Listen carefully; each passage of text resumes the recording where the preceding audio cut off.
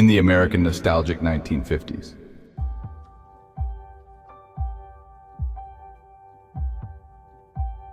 Lou, you're schooling in Iowa. Yes, most likely, if I may predict at some point. My mother's been very ill. I just found out. A kind of nurse in training from the neighborhood is already there and will look after her from time to time. And Sharon will too. My mom will get better, and my stepmother-to-be won't want me there after she marries my father. We have 2 weeks and more in paradise. We're building a love pyramid unto the heavens. I've heard of soldiers going off to war. I'm going to study and do well. I'm free at last for now, and my father's going to let me take a bus back here sometimes. In the meanwhile, to visit Mom, and thereby you. Your father wouldn't approve of you seeing a boy, would he? He'd never allow it. Your father arranged for the nurse, didn't he? Yes.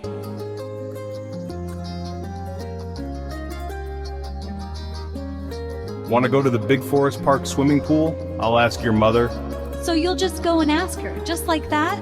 Yes, and maybe she could come outside so I needn't go into the forbidden zone. I'll see if she's in any kind of shape and get my suit.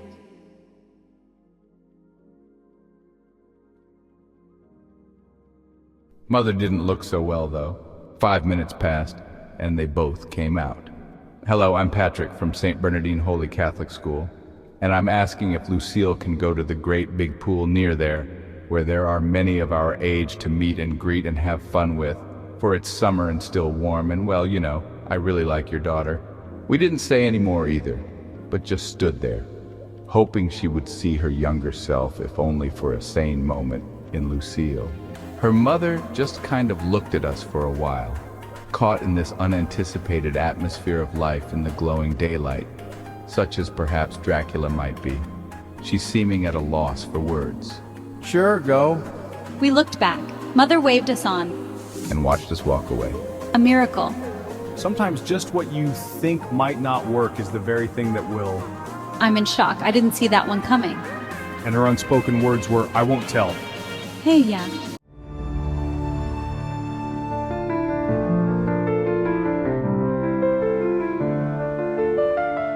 Plus, she could hardly say no once she was on the spot like that. You trickster, you? We had to take the gamble, no choice, which made it necessary. You're a good poker player, and I guess that holy bit didn't hurt any. She's slowing dying, Lucille, and that's at best. I also needed to have a look at her. The nurse doesn't let her drink or hide anything around the place. But she takes liver pills, so there's hope. Yeah, I know, deep down. I didn't want to tell you. I've already made my peace with it. We have each other always. We do, and each day that we have is as an eternal, forever, completely fulfilled to me, whatever that means. It means that we find eternity in a moment.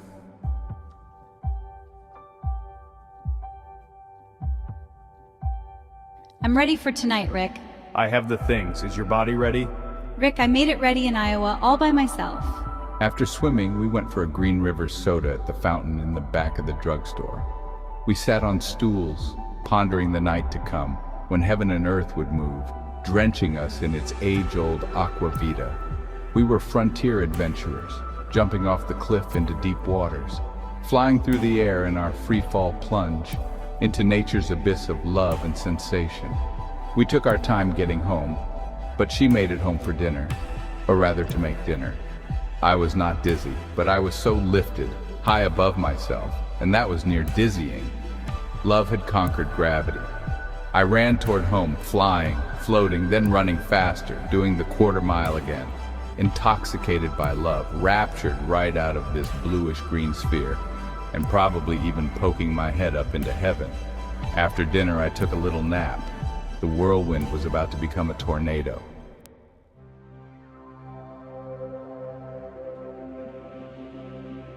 My friend Patrick came over about 8 o'clock or so. We packed some supplies and went out toward the tent and sat on the grass on a slight hill just in front of it. Pat, we're having a surprise tonight. What? Night and day are arriving in person. It's a rare conjunction. Yeah, day will follow night. It's more than that. I gave him a condom saying you might need this. He gave me a surprising look. When? In about an hour or two. How? Why? I see that you are becoming speechless and have been reduced to using only short, basic words. That's all I can tell you. They want to see the look on your face. They? Yes, sun glow and moonlight, no more questions. We sat outside the tent and looked up to the stars, those suns that gave life to other worlds upon which there would surely be life looking back at us. Wave to the aliens. The suspense is killing me.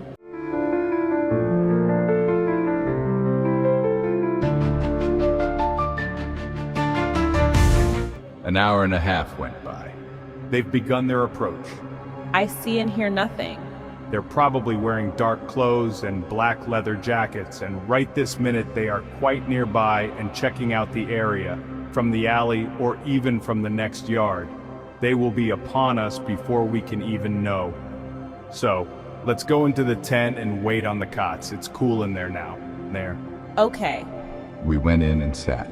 He was straining his ears. You won't hear any twigs snapping. They have elfin feet. You're scaring me. They are scary, I can tell you, but their hearts are spun of gold. I've never encountered anything like this, even in literature. They are light years ahead of their time, as from another world. We'll see. A shooting star has opened some kind of doorway between the worlds. Get out of here! I lit a small candle and placed it in the center. Pat, my friend, a falling star truly hath come from behind the earth and already touched me deeply, which living dream I carried with me all summer long, and it has just recently become a rising star. I know not the how, nor whence or why, but just the where, the when, and this day thence. That's like Shakespeare talk. Yeah, we're having a Midsummer Night's Dream tonight, a play within a play. Lo, I sense the waves of their coming. Look, the candle flame flickers. He looked down for but a second, but in that time the soft screen doors had parted from their slight overlap, and there stood nature's angels, light and dark, like ninjas or fairies in the garden of good and evil. They bade silence. They had a plan. They let down their hair, then slowly disrobed, piece after falling and flowing piece, until there wasn't anything left but perfume. Patrick was stunned. He'd probably thought that something like this took months and months of attention and persistence to get onto. They joined us on our cots and then took our clothes off, all this going on in plain sight. Sharon then picked up the candle and blew it out. Now, I'm pretty sure that my readers here would really rather be out and doing some astronomy than hear about the natural and loving happenings inside the tent. It became later and later, and I ventured just before we were to sleep. You each told your mother that you're sleeping over at the other's house. That's it. And if the mothers talk to each other? My mother doesn't know, meet, or greet anyone.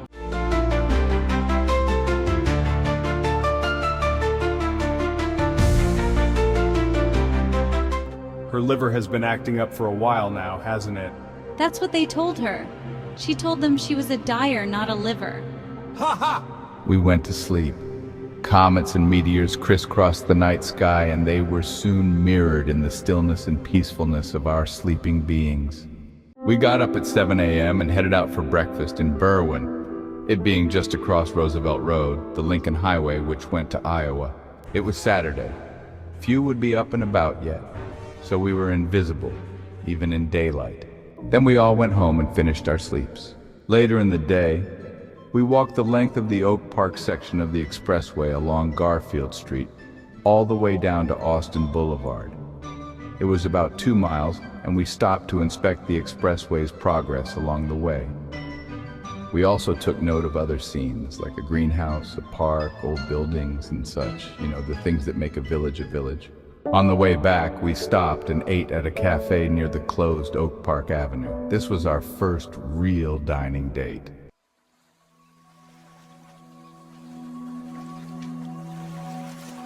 Remember, the big train gate here, and at the lesser crossing avenues at every street actually, where there were those little gates run by someone in a small hut. Yeah, it was a long 2 or 3 years ago. We're so ancient now. Very old. Aren't you supposed to be at a baseball game?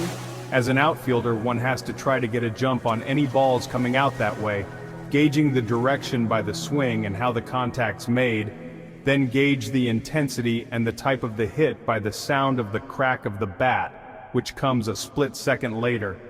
And I got Dennis Hickey to play center field for me on those days when I would. when not pitching. He's really good now and he'll love the chance to play a wide-ranging area.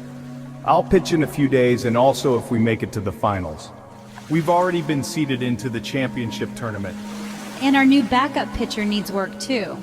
Yes, but I'm having Jeff pitch for me today, and there are plenty of off days now these days for him to rest his arm. Wow, see you on your screen porch tonight? You bet. My brother was still out on the porch, but soon went up to sleep.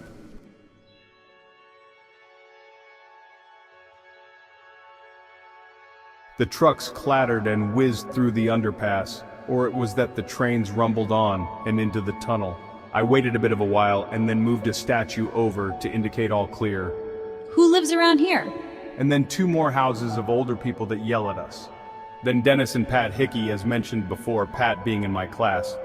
Then Jeff and Tim Anderson, 7th and 6th grade Lincoln, and on our baseball team. Then who knows who. Then a red-headed Sharon, 5th grade Lincoln. Then I don't know for 2 houses, for they never come out. Then old Ilka, a crab. Then the Nelsons, they having older kids by about a year and 2. Jimmy and Ann, the father being a John Birch Society political nut. Then my house. Then the older Dolores woman and her mother, and Charlene Faust also being there, the sister of Betty Crosley and in my class, but not an attraction to me. Then the Crosleys, a bunch going to the dogs via a beer drinker father. Then Mr. and Mrs. Stennell, he sometimes taking our football if it goes into his yard, keeping it for a while. Then 2 houses of older people. Then Father Sinkovich and his really thin daughter, 5th grade Lincoln, referring to the grade just gotten out of, she telling us that they had come from Transylvania. Well, starting down on the corner on this side, there are the Fowles, many of them and somewhat chubby, their oldest boy usually out in the yard heaving a brick to see how far it will go.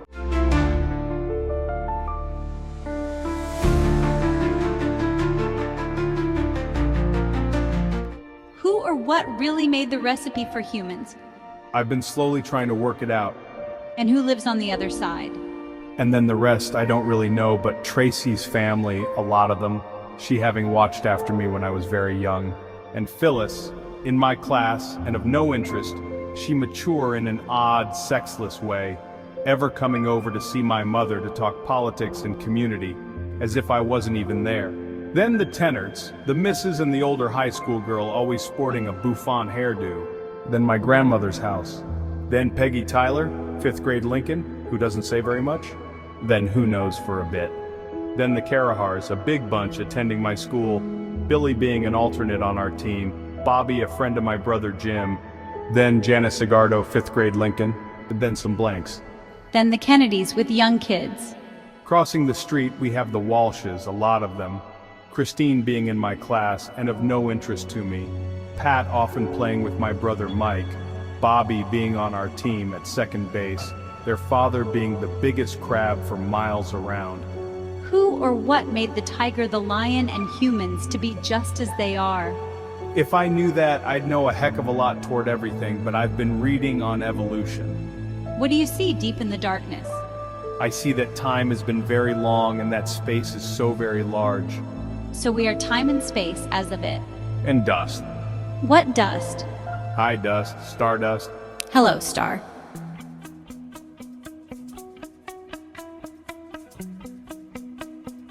What are the good courses yet to come in high school? Biology for sure, to answer your questions about the species, their origins and habitats, long-term, and some chemistry, about how things happen within us and around us, and a bit of physics for the mostly lower levels of reality that we don't see right off, though often expressed in large machines. And on the other side? Closer to our everyday life, there are the liberal arts such as music, art, literature, business, home economics, Life 101 if they had one, and more. And in between? History, geography, the trades, math, and more. Life gets heavy in high school and college, but if one is open to learn... Yeah, and a job after school, but there are always the weekends. What's good where we are now? Just lunch, recess, gym, and walking home from school. Haha.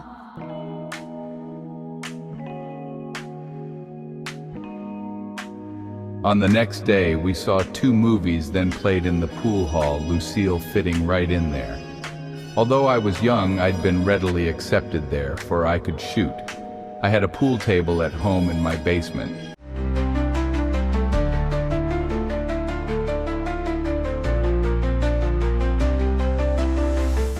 On another day, we rode our bikes to River Forest and back, looking at the mansions, a new location for us both. We had lunch and ice cream. I had taken a big advance on my allowance. My parents hadn't asked what it was for, just saying, "Enjoy." I had never expected to be on a honeymoon so young. It was as if there was a full moon and a high tide every day, with bigger and bigger waves rolling in, as perhaps from a hurricane way out on the ocean of impossible dreams. Or it was that the fates had conspired and turned all of the good levers upward, rigging the wheel of fortune against all odds, sending us to each other. This perhaps begun as some hilarious experiment, but now, since it had exceeded their expectations, caused them to raise all the levers to the max, so that life and love could be lived completely fully now, to see if we would crack, or in case during future heavy life and strife, we could never live so much again. Whatever it was, I thank the stars some more. Whenever is it, or will it be in life and love that all goes so perfectly? Where are the flaws, the problems? Writing and loving can be so thoroughly enlivening. The time moves ahead from what you thought it was but several hours, and one feels so awake and alive that sleep doesn't even get thought of.